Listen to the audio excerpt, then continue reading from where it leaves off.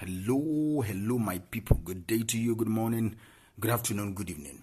Whatever time zone you're listening to this, thank you for tuning in every single day to listen to me on Daily Mind Shift. My name is Michael Ojola for Mindset Transformation Africa, and on today's episode, I want to talk about triggers. We hear that word often these days. Trigger. I think trigger and toxic are becoming the key words in this generation. So I want to talk a little bit about trigger and the responsibility around it. All right. Let me anchor today's episode on this statement.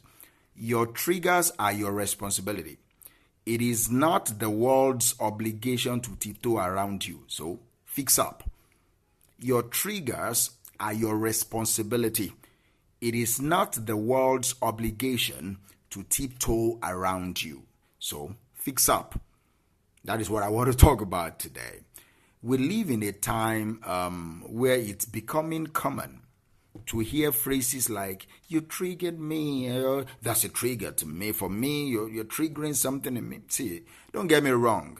Triggers are real. They are intense emotional reactions to past traumas, insecurities, or unresolved issues that can resurface when we encounter certain situations or words or people. But while triggers are real, the way we handle them is entirely our responsibility.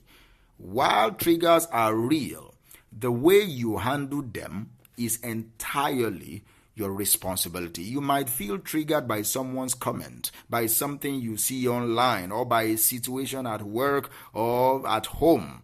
But the world doesn't owe you a soft landing. Okay, the world doesn't owe you any obligation. It's not the world's job to ensure you are never upset. No. That it's not the world's responsibility that you never feel uncomfortable, that you are constantly catered to emotionally. No. That's not how life works. What you need to realize is that the world is going to be the world. People will say things, events will happen, and life will move forward. Whether we are triggered or not, the only thing we can control in this chaotic mix is ourselves. How we choose to respond, how we choose to grow through it, because the truth is, when we let our triggers control us, we are giving our power away. We are giving away our power. So, are you triggered? Yes, that's good. That means there is a lot of work that you need to still do. Instead of avoiding your triggers or blaming other people for bringing them up, see them as an opportunity to be better. See them as an opportunity to fix up. See them as opportunities to grow. When you feel triggered, it means there is a part of you that is still raw, that is still having unresolved issues. It's like having an emotional wound that has not healed. And every time someone or something brushes up against that wound, it stings you. You feel it. But instead of seeing it as a personal attack, what if you saw it as an indicator?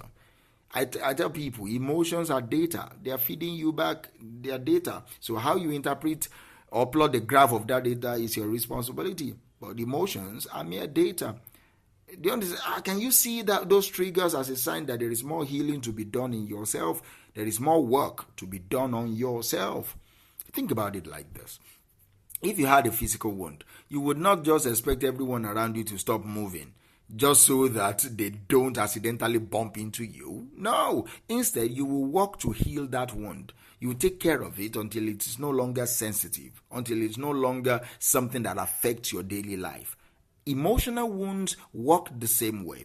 If something is triggering you, it is a call to look inward, to dig deeper into yourself and to heal that part of yourself. It is a tough work.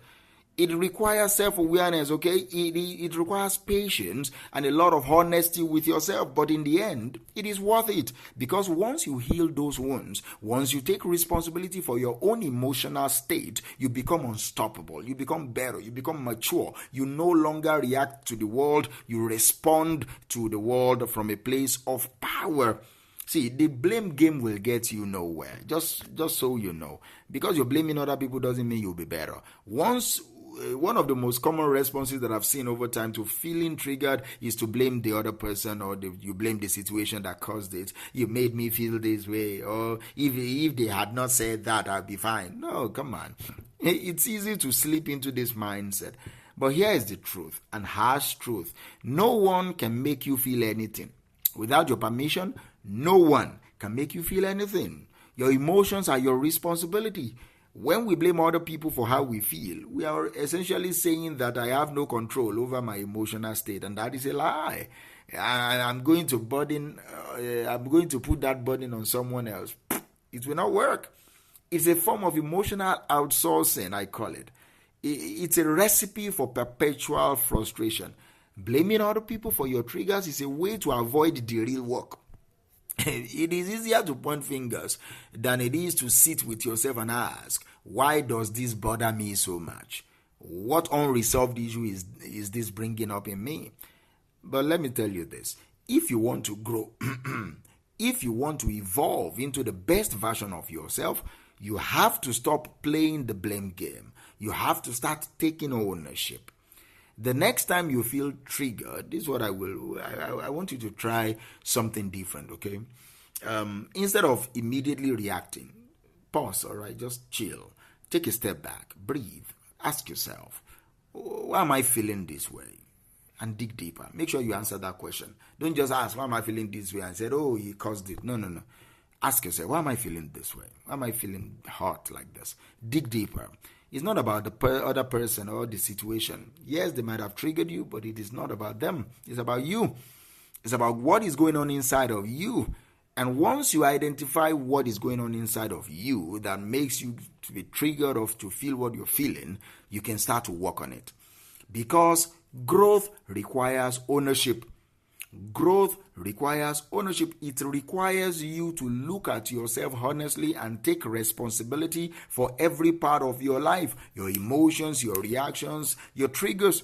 See, I get it. It's not easy. We've all been through things. We've all experienced pain, trauma, disappointment. But at some point, we have to decide, are we going to let our past dictate our future?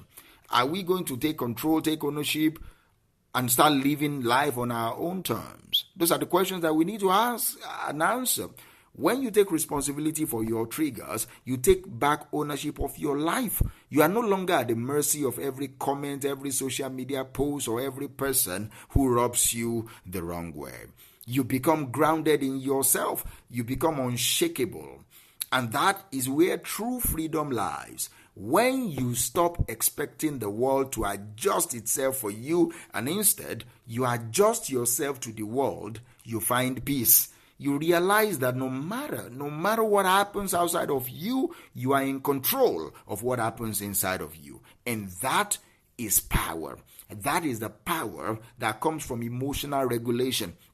And that is one of the most powerful tools that you can develop in life, emotional regulation. That is the ability to manage your emotions effectively, even in challenging situations. It doesn't mean you suppress your emotions or you pretend they did not exist. No, it means you acknowledge them, you understand them, and you choose how you respond to them. When you are emotionally regulated, triggers lose their power. You no longer react impulsively. You are able to pause, you are able to reflect, and you are able to then choose a response that aligns with your higher self. You become proactive rather than reactive. Here's another thing. Emotional regulation is not something you are born with. All right? It is something you develop over time. It takes practice. It's not a day job. It takes mindfulness. But the more you work on it, the better you get at it. And then before you know it, situations that used to send you going out of control no longer affect you the same way.